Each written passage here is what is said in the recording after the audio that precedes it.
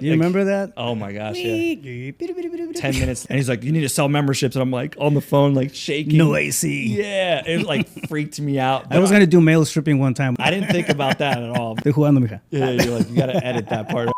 You spent over 20 years in sales, right? Like Tony Robbins says, heal the boy, you'll heal the man. And brother, it makes the most sense in the world. And then number 3, extreme ownership from 𝗕𝗂𝗀𝗃𝗀𝗀𝗀. Yeah, that's a good one.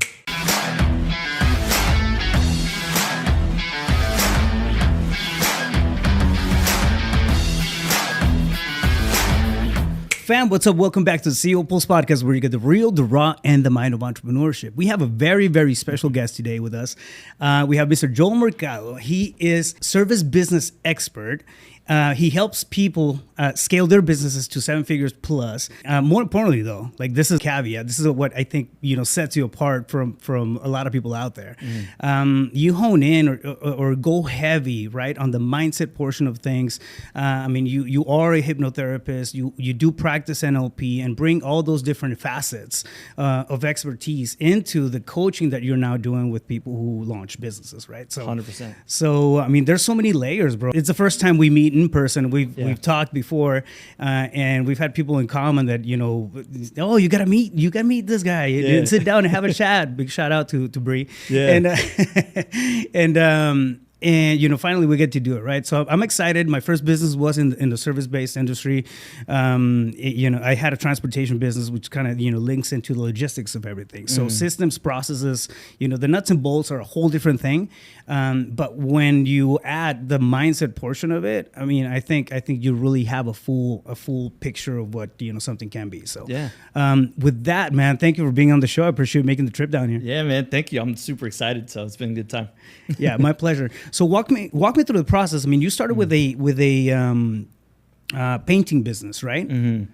And then how did you go from, hey, listen, I want to set up shop and go to town on this to now being in multiple masterminds. I mean, interacting and being out there on podcasts and some of the big players out there as well. So how does that evolution happen? Yeah, so it's a great question. It's everyone's seeing the now, and they think like, oh, you have a background in painting. I'm like, absolutely not. Yeah. I knew zero about painting. In fact, it was probably one of the hardest business I've ever done, which is wild to me. Now I say it's the easiest, but it all started 20 years ago. Yeah. I had to move. I'm from a small town called Quakertown, Pennsylvania. Mm-hmm. And I always like to start in the origins because there's always a reason why we're doing what we're doing today based off of what happened in the past. And I think a lot of people forget that, right? So like I had to change my environment. So I moved from Pennsylvania out here to Arizona when I was 20 years old. And my brother's 8 years older than me. So he was like, hey, come on out here. We come from a small town mindset, right? And I'm like, gosh, I see the same people at the same bars, same stories, talking about their past. I was like, I don't want to be that guy, right? Yeah, I hear that. No shade to that, but I just started recognizing patterns at a young age. So I got into the industry, actually was in the service industry, was after the fact. So I was actually in the gym industry. So I started doing pre-sales and I was super shy. Like I couldn't even order a pizza. Like that's how shy I was. And my brother, I just remember my sales days, my brother put me in a room with a bunch of salespeople in a trailer. It's just straight dirt. There's no building. And he's like, you need to sell memberships. And I'm like on the phone, like shaking. 𝗕𝗂𝘃𝗃𝗃𝗃. Yeah. It like freaked me out, but he broke me out of those habits, right? Like he was just like, you gotta get good at this, man. So I really started getting into the gym industry and started learning people are looking for goals and how do they get to their goals. And I always kept saying, what's a mindset? Yeah. Right. So, fast forward, starting from the gym industry, I started working for other businesses. Always had a leadership role of sorts. So I became a general manager, then a district manager. Then I started liking creating SOPs and stuff like that. But again, the training was always mindset. I kept going back to mindset. I'm like, well, how do we change these habits? Well, mindset. So fast forward, I found a mentor about 13 years ago. And my mentor, he owned a bunch of painting companies. And then I met my wife. I actually met him through my wife. And when he told me he opened up multiple businesses in the chiropractic world, I was like, do you know much about chiropractic? He's like, no, but I know people. Yeah. And I was like, interesting. What does that mean? Like, I need to know what you know, right? Yeah. And I see this guy, he's like in a surfing outfit and he's like really wealthy. And I'm like, is that what that looks like? Because growing up Hispanic in a small town, it was always like suit, tie. And I'm like, is that what wealth looks like now? Yeah. Right? So like, it just really changed my world when I started really hearing the things he was going through and doing what he did and the opportunities in the service-based business. And for me, he said, I'm bringing sexy back. He's like, there's nothing sexy about painting, but I'm going to bring it back. That was years ago, right? Yeah. And I was like, well, you know, I am seeing that in the trades where a lot of people are like, well, they look kind of at the trades as a down thing. Like, oh, why are you doing the trades? That's not fun. That's not looking good, right? Brother, it makes the most sense in the world. It's I mean, think about lasting industries out there, right? It's a need. It's not a luxury. I mean, it's not, for example, I don't know, travel let's put that out there, right? People are always going to travel and take vacations, but when things, gets, scrappy, it was like, oh, cool, we're not going to travel. Like, you're not going to cut out plumbing or electricity. You're going to cut travel.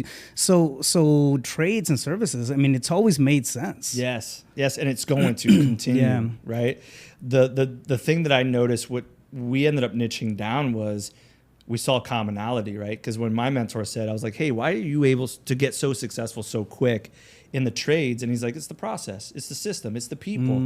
And I started seeing that. I was like, man, there's such a niche for us to help other people that are struggling. They may be great as a tradesperson, right?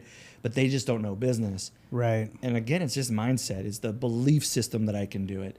And then I find a lot of enjoyment with people seeing that they can change their life based off of changing their mind.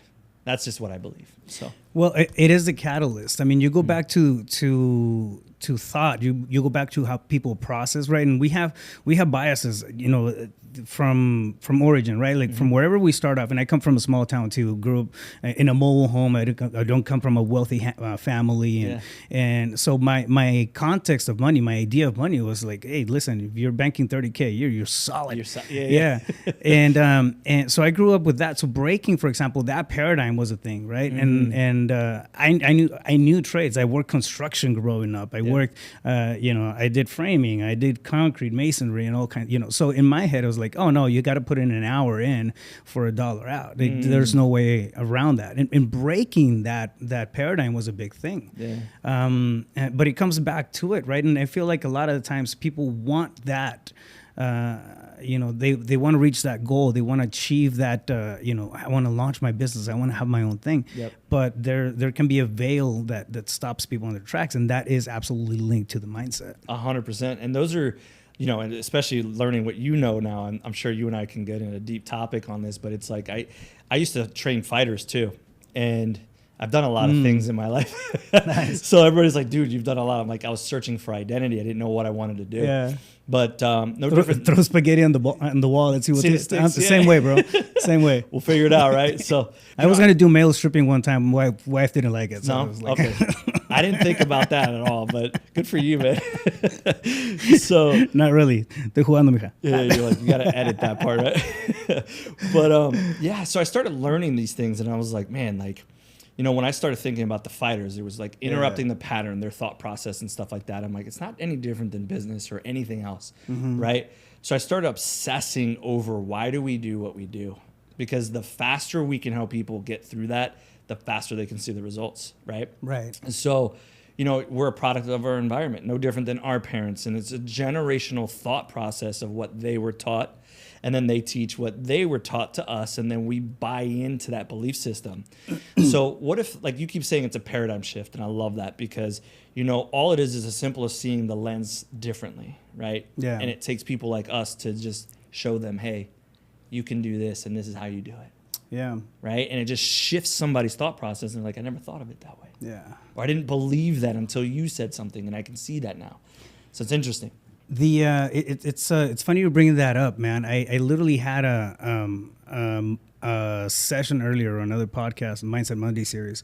It's another series that we record, and we were talking about the difference between thoughts and thinking. Right, a thought is pure. A thought is comes from, it's either a download or it's subconscious kicking in. A thought is authentic, right? And then we corrupt it right away. Right away, we corrupt it with thinking. Yes. And the thinking is the thing that we can control. We can decide whether to think positive about something or if our thinking is going to be negative, right? Yes. And I feel like that you can only get to a space like that through awareness. If you don't understand that you can shift your thinking, right? That you can see it from a different lens, that you can, hey, listen, this is what I'm doing. This is my reaction to this. I can be proactive and then see it from a different angle. Mm-hmm. It's really hard to change things, right? But once you have that power in your pocket, you know that you can just reach in there and it's like, all right, cool. This is it's this type of limitation, this type of scenario, this, whatever. I'm gonna see it from a different light and be proactive about the positivity. Yes. And that's a huge, I feel, shift, right? When somebody adopts that way of empowered thinking, I guess. Yes. I love that. Have you ever heard of Jim Quick? Jim Quick. Oh yeah, I've seen his stuff. Yeah. Okay, good. So he talks about ants, which is automatic negative thoughts. So like naturally, we're gonna just have a natural negative thought because that's a program that's behind in our mind that we don't realize is running, right? Yeah. And I love his concept on that, and I teach that a lot. Is that what are you consuming, right?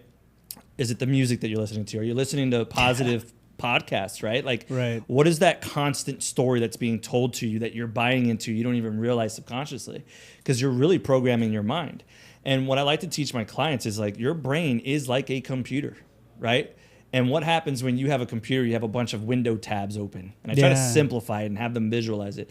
They're like, well, it bogs down, right? I'm like, what do you think your brain does? Yeah. I try to simplify your process. I try to simplify your thoughts so we can delete that chaos that's in your mind. Because, like when you get into a business, you're getting things thrown at you left and right. I'm the sales guy. I'm the one that does production. I'm the one that does the marketing. I'm the one that's on the phone. And I'm too busy and I can't do this and I'm too scared. Wear all the hats. Yeah. Yes. And when someone comes in and says, well, why don't we simplify that for you? And we can draw the roadmap. Then it goes, oh, yeah. I didn't think it was that easy. I know you didn't have time to think. Yeah.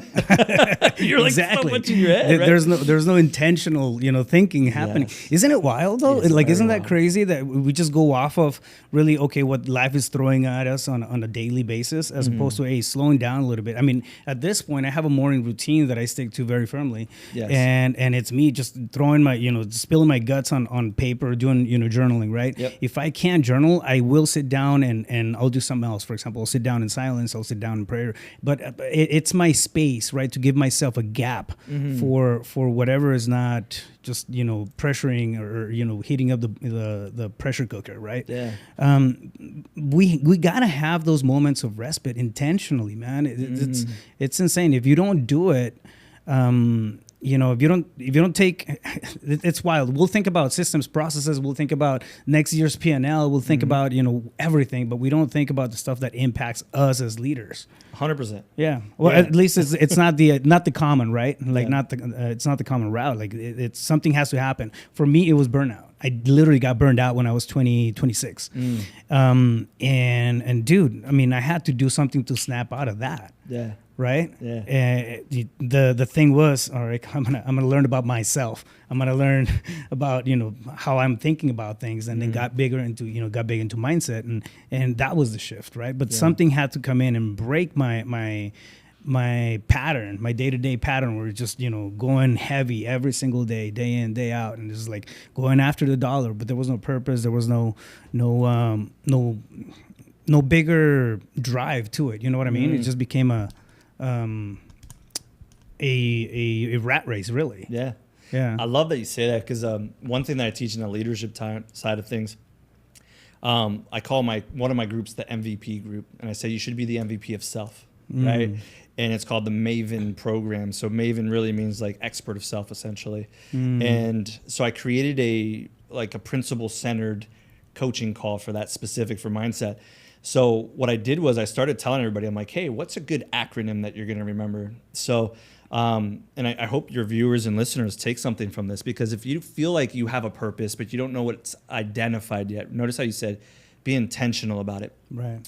It took me a while to go, okay, what are my principles, right? So then with the 𝗕𝗏 program, like N means non-negotiables. So I had to write up a bunch of non-negotiables. That's my compass. It's what tells me I'm making the right decisions, no matter if it's a hard decision or the right decision. At the end of the day, they broke a principle that I cannot live with.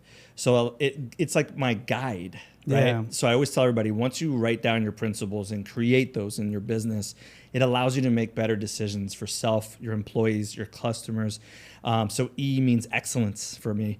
I'm a man of God, so I do believe like God's within us. Well, then we're very godlike, aren't we? Yeah. So if we don't believe we're excellence, then we're not operating in an excellence world, an excellence mindset.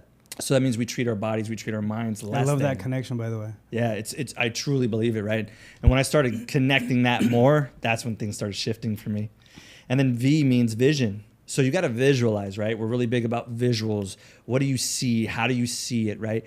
A means action. So then you got to take action. You have to see it and then go start working towards it. Yeah. And then M means manifest for Maven.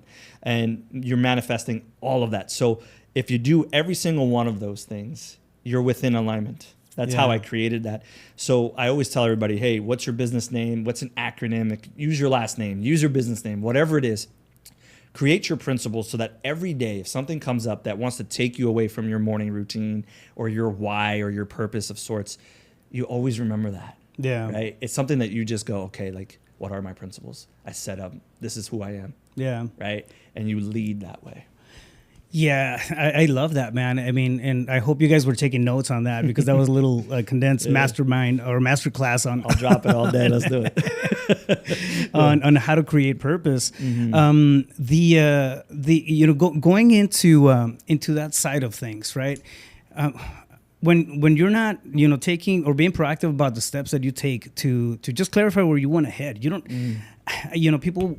I feel like sometimes we'll start talking about purpose and lifelong purpose, right? And like it can be a very heavy thing, especially if you haven't given it enough thought. Like now, for example, me sitting down and thinking about purpose, it's a real thing. But if you were talking to me, 15 years ago, purpose is like, man, my purpose is just to I don't know, go have a couple of beers with my buddies at the weekend, make some money or something. Exactly. So I didn't have this, this direction, right, or clarity, I guess, personally, I want to say. I didn't have clarity over what I wanted to do, but I figured out where to start. So one day I'm sitting there, and I'm thinking, it's like, man, I keep hearing about, purpose. And that's right around the time where I started reading a lot of books. I got, heavier into mindset and personal growth seminars and trainings, right? So all these things, all this information is coming at me. It's like, man, I got to simplify that. I like your approach.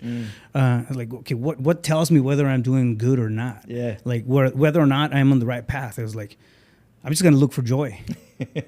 So I simplified it to the bare minimum. It's like, I'm just going to look for joy. I'm going to look for a smile. If I'm smiling more times throughout the day than I'm frowning, like it was a good day, right? So I had to really like dumbify it for myself, right? To get that. And guess what happened? Like one thing, okay, cool. I recognized a joyful day. Okay, what was I doing? All right, I was doing this, and that. I was doing coaching. I was doing mentoring. I was doing other stuff. I was like, man, I really enjoy that portion of it. I should do more of that and less of the transaction coordination per se in my field, right?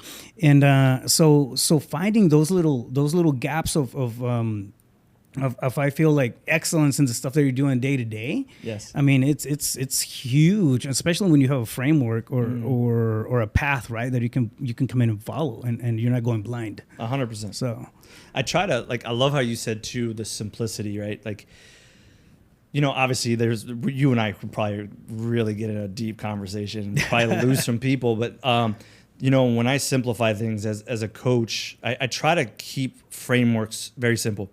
I always teach people, hey, it's okay to have a bad moment. It's not okay to have a bad day. Yeah.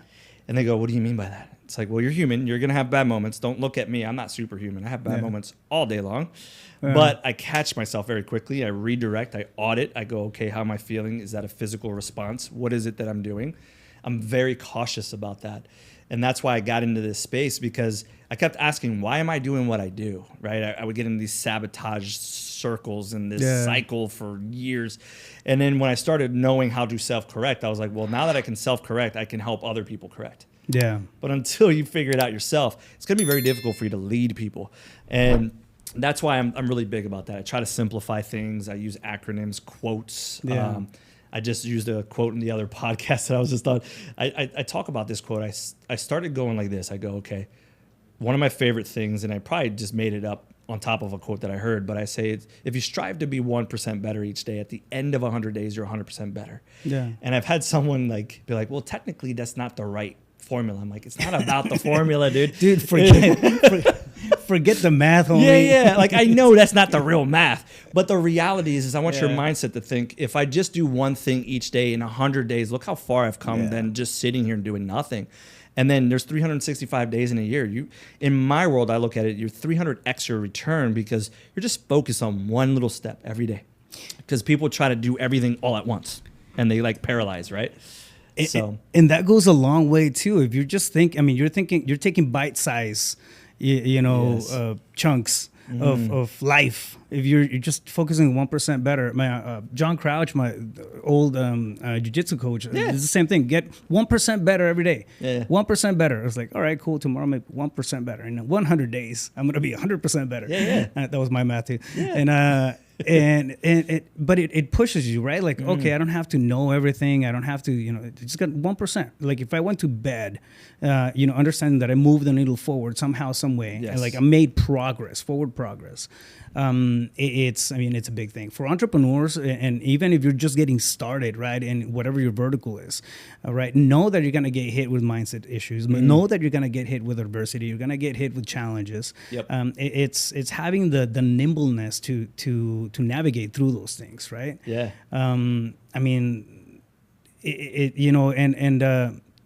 Holding on, I guess not holding on, but like really leaning on somebody who's already walked the path was a big game changer for me. Who was your first, I guess, mentor-like figure?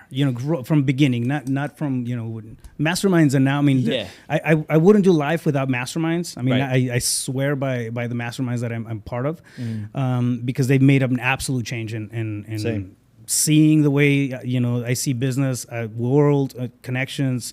Prosperity, right? But at first, I feel like everybody comes across, somebody who's like, oh, okay, this person just kind of planted the seed, and believe it or not, for me, it was Tony Robbins when I was a kid. Oh, dude, OG, like the OG, and I still adopt his belief systems, and of course, like being a hypnotherapist and now looking into NLP more and other things that I do.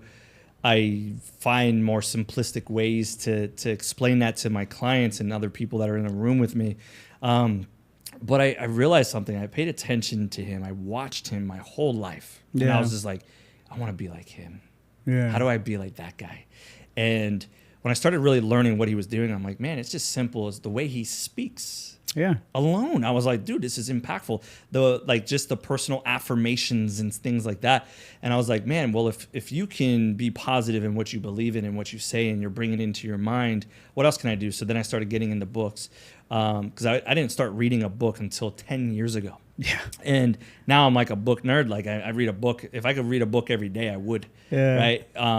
But I'm constantly consuming knowledge, and I'm just always on the level up. I'm like, how do I level up? How more? I want to learn more. And then my next guy, I would say, before I actually found an actual mentor on a physical sense, is 𝗦𝗏. I love 𝗦𝗏. I love his thought process. I love just everything he talks about, and just him as being a human being. So, it's interesting when I see people and they're like seeking mentors in the physical form. I'm like, you have mentorship all around you. You know what I mean? Like, what do you like? Go find it. And they're literally, especially nowadays, like back then, YouTube and stuff, like growing up when we were kids, like I didn't have any of that. I was still doing mixtapes and CDs and doing stuff like that. We didn't even have email. That's what I'm saying. Like the AOL was like taking forever to do. And you remember that? Oh my gosh, 10 minutes later, you're like, what else can I do right now? But the way we have technology nowadays, and just as simple as this podcast right now, there's this one thing that one person can say that can change your life in that moment. And I look at all those guys as my mentors now, and obviously in the physical form, that's how I got into the service, the home service base, is learning his processes, his systems, right? And then learning the application and becoming a painter and learning that side, and then seeing like how much I can impact my painters' lives. I was like, well, I'm coaching them too. Right. So in the physical form, I've had a mentor for about 13 years who's my business partner now. And then like you said, now I'm looking at masterminds and being in the right rooms with the right people.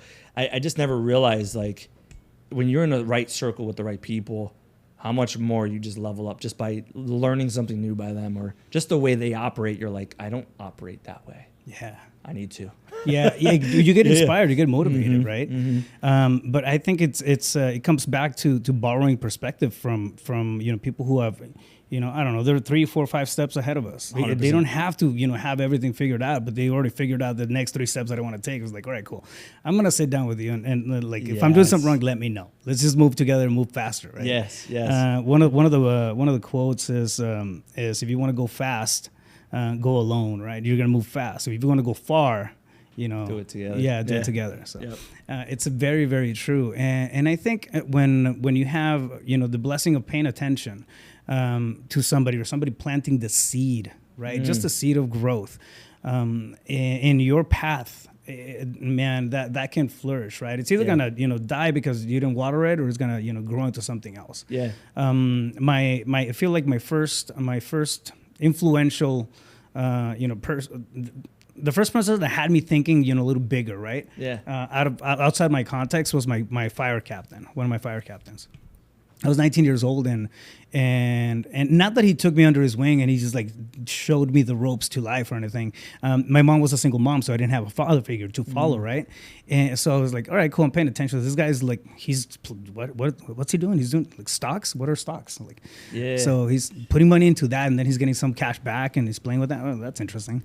All right, so I looked at stocks. Then he would, he had a book here, and then some growth stuff over there and whatever. But he was working on himself, not to a huge, like super advanced level, but just enough for me to get find the awareness of it. I was like, oh, cool. And then I found the book, and then I found something else, and one thing leads to the next, but it begins with that mindset.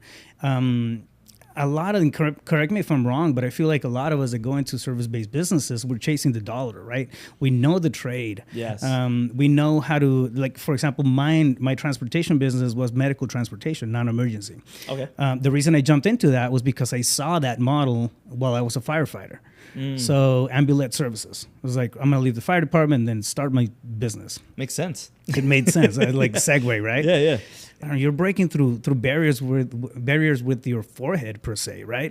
But you get to a point where you realize, man, like I can't talk to a lot of people about the issues that I'm having because they're my issues. They're it gets lonely sometimes if you don't have that that understanding of what's to be expected, but also that that support structure around you. So yeah.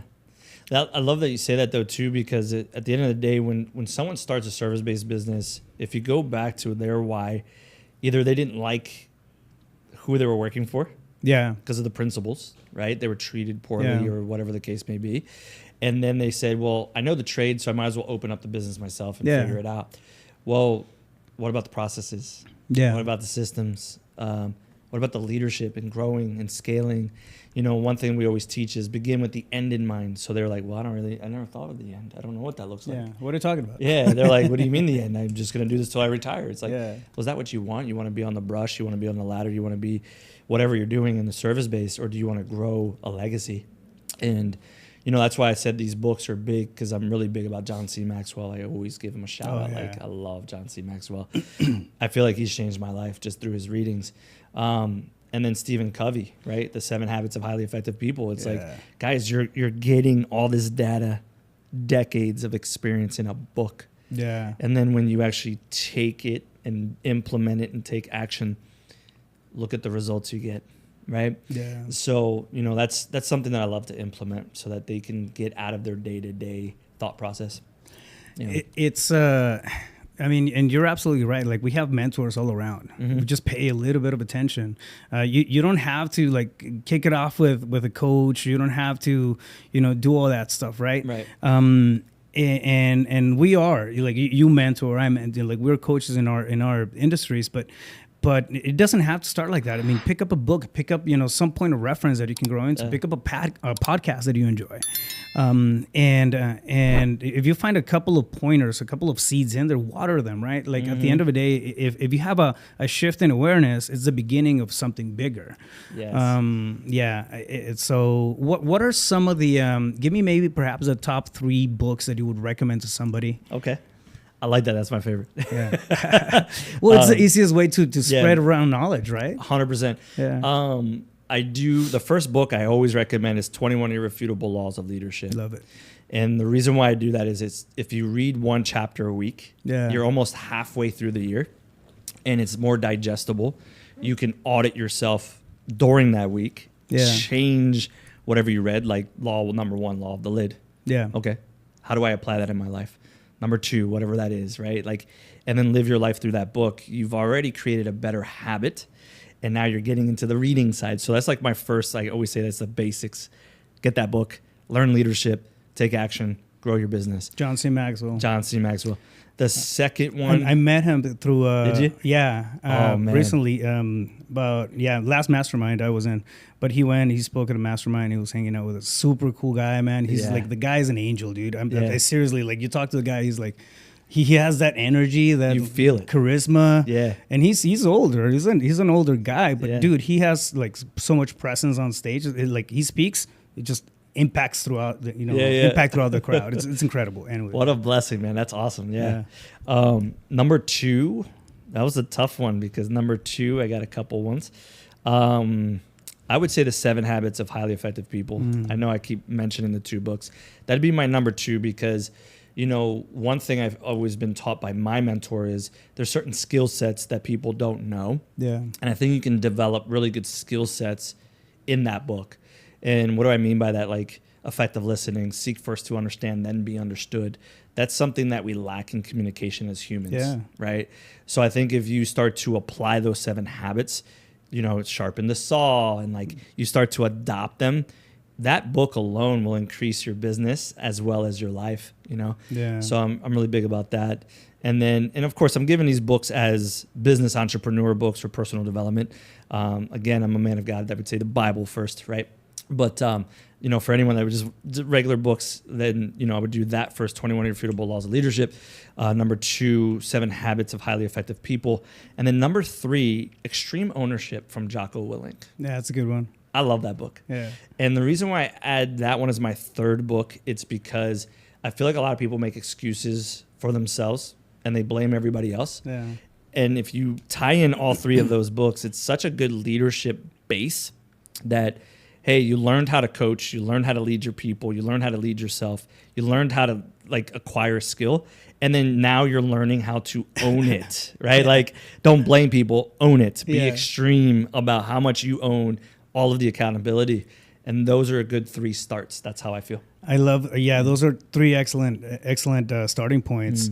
Even if you're already, on your way and you haven't read those, like pick up, they're really, really good principles. I mean, and on that 3rd one, Extreme Ownership. I mean, I rolled that right into, after I read that book, I rolled it into our principles. The business, I have 3 principles. I keep it simple again. Yeah. So the first one is radical transparency. My entire staff knows that, right? Like we're transparent, when we're dealing with people, when we're dealing with clients, when we're dealing with conversations internally, like transparency. It gets rid of headaches. It just be transparent, right? Yeah. The second one is extreme ownership. Okay, good. So that's the second one, right? Yeah. Like did you see it? Was there something that needed to be done? It was like, why didn't you own it? Well, it wasn't in my lane. Like, no, it's extreme ownership. Like we're a team here. Yeah, If you at least call it to attention, right? Yep. So extreme ownership on everything. If it didn't happen, if it didn't sell, if it didn't move, it didn't whatever, like there was some ownership that was dropped somewhere. Yes. Right. The third one is people over profits. Ooh, right. Like so those are the 3 things. You were talking about, having non-negotiables, right? Earlier. Yep. And I was thinking about those 3 right at the top of my head, like because those tell the rest of my team, right, how to build the culture, what we're about, what we're not about. So love that, man. Yeah, and I love those 3 books, man. They're huge. So, now you're coaching, you're mentoring people, and do you specialize just only on people who are in the service-based industries? No, it's weird, right? Like I niched down on purpose to really get myself out there. So I started with painting contractors because I was like, well, I own painting companies, so why not? And then I opened it to contractors. So my coaching program is called Contractor Excellence, and it's open to all contractors because we're all in the same field. And then I do have other clients that are like doctors and different type of people, individuals that I work with on a one-to-one here and there, or on a group call and stuff like that. But long term, like we talked about, begin with the end in mind, I understood that I had to niche down first. And then my long-term goal is really to just put myself out there to help anybody, right? Like that's why I got into the hypnotherapy and NLP and the neuropsychology, because I want to be able to help anyone. It doesn't matter if you're a contractor or not. It's just my niche right now. So no, but it makes sense. I mean, it's something that you had a track record in. Correct. Right? Like you understand the pains, the struggles, the highs, the lows. So you roll right into that. And then as you progress through different, just experiences, you see different people in different verticals. I mean, you get more experience in all those areas. So it's a progression, right? Life is a progression through and through. 100%. And there's a commonality with everyone. So it's like, what I say a contractor and who I talk to a doctor, the mindset's still the mindset. Yeah, exactly. You know what I mean? Like there's going to be that entrepreneur, heart right at the center of the entire thing. 100%. And I mean, I think when you talk about, we were talking about purpose right earlier. So I figured out what my purpose was. I got super excited about a lot of things early on, right? But then I settled on empowering entrepreneurship. And it was the same thing. I began with, okay, I wanna motivate people to launch their business, and then it's like, no, motivation kind of wears out. Okay, I want to inspire people, and then it's like, well, I mean that kind of wears out too. When I dial it in, after picking a niche and just growing into the space, I guess, was empowerment. When you empower somebody, I mean you're covering a lot of areas, right? And I specifically focused on entrepreneurship. You can, I could try and empower everybody and their mom, but I resonate with entrepreneurs. I resonate with the struggles. I resonate with the highs, the lows, the achievements, right? And I feel like when you have that connection like you do, it's the energy is just that much more powerful. 100%. So yeah, absolutely. What's in store for you, man? What's coming up? Man, a lot of things coming up. I'm pretty excited. So I'm trying to get into more on the coaching space, some more, of course. And it's funny, before I get to that, I wanted to mention something that you just mentioned to me that triggered me on it. Was a lot of people think coaching, guys like us that are in the coaching space, they're like, oh, well, it's about the money and this and that. Notice you said purpose, right? My businesses make me money. That's the businesses. The coaching I fulfilled, yes, I get excited when they're like, hey, Joel, I hit my first 7 figures, man. Thank you so much. I'm like, dude, that's awesome. Because I know how that helps them financially. I get more enjoyment when they tell me, hey, I stopped smoking cigarettes. I stopped drinking. I feel like a better spouse. That is what I'm like, okay, that's what's changing your business. You made these conscious decisions. That brings me more fulfillment. So like no different. I'm sure you probably get excited when someone tells you, dude, thank you so much. Like I stopped doing this. That is a product of you changing, right? And that's the product of mentorship, true mentorship. So like, even though I talk about service industry and stuff like that, I don't want people to think that that's what it's about. It just happens to be the space you're in. But the fulfillment is those behind the scenes, those conversations that people tell you what they quit, those poor habits. You know what I mean? It gets you so excited. So that's where, I realized that I need to start moving more in the coaching space and the mentorship space. And, we have a big event. It's going to be, I don't know when this launches, but we have a big event that's about to be talked about on Thursday. It's called PaintCon. So I have a buddy of mine who's the owner. We threw it in San Diego last year. I can't mention the location depending on when this drops yet, but he's going to drop the location soon. So hopefully I'll be speaking at that event. It'll be about 400 to 500 contractors then. In San Diego? I can't say the location yet. Yeah. But I tried to trick you there for a second. I didn't fall for it. But they'll find out this Thursday. So, but it's going to be an awesome event. That's going to happen. I'm going to throw an event myself. So I'm pushing for an event in December. I want to call it MindCon. because obviously I'm in the mindset space. So Yeah. I'm trying to get some good speakers out there and help out my community and see that they can get a different perspective than the same contractors they've been listening to. So working on that. I got a chapter in a book with my huge, hypnotherapist. man. Yeah. She, there's a bunch of my associates where when we graduated her program, she asked us all to write a chapter in her book that's coming up. Yeah. So we haven't been promoting that yet, but I wrote a chapter in that. It's about fear and spirituality. So it gives you a different mindset of like, hey, what does that look like? And how do you get rid of fear, but also tap into the spirituality of things?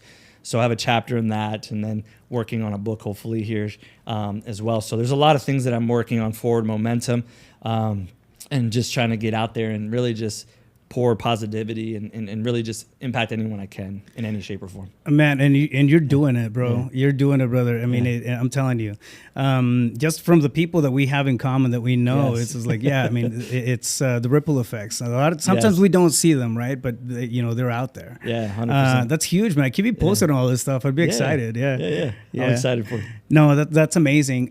You were talking about fear and spirituality. This book right here, I talk about it all the time. It's one of my favorite books. Yeah. But 𝗷𝗻𝗔𝗍𝗔, it's all about faith over fear. The biggest message of that entire book is faith over fear. So yeah, I mean it's all stuff that's in alignment. Dude, great conversation. I feel like we got to do this again sometime. Oh, absolutely, man. I'm super excited. Yeah, absolutely. Yeah, it's been great having you on the show. If somebody wants to reach out to you, maybe continue the conversation, get a hold of you, tap on the shoulder, what's the best way to do it? Yeah, honestly, it's on my social media. I'm really active on Instagram. You won't be reached out by a bot or someone on my team. Yeah. It's me. I'll send you a voice memo, things like that. I'm really active on Instagram. So Joel Mercado Official on Instagram. You can DM me, and then if you want anything, like I told you, I like to build value for you guys as well. I have a sales training, like it's a 30-minute video that I did a webinar for. You spent over 20 years in sales, right? Yeah, that's the funny part. It's like everyone hears me as mindset, but they don't realize I've built processes for gyms here in Arizona. I've trained multiple sales reps and put processes in place, but I give my framework of 20 years of sales that I learned, like sales 101, but I teach the psychology behind it. Love it. Yeah, so if your viewers want that, if you just once you find me on Instagram, you can DM me Scale or comment any of my posts, Scale. Yeah. We'll automatically send you a free video. It'll ask, obviously, like prompt you on certain things. But once you fill that all out, it'll send you a free video. It's 30 minutes long. It'll help you on your sales game. And then if there's anything that they want, like I literally try not to sell you. Like I legitimately love relationships. So it's like I will build a relationship with you. Yeah. And if you feel like you want to work with me, awesome. But if you don't, awesome. I'm just here to keep enjoying the process and learning about people. Put the love forward, right? Yeah. I want to pay it forward for sure. Amazing. We're going to have those links in the show notes, fam. So yeah, take advantage of that, right? Like reach out. You're going through and you put a lot of content out there. You're constantly posting on your channels and Instagram, more specifically, it's where I see most of you.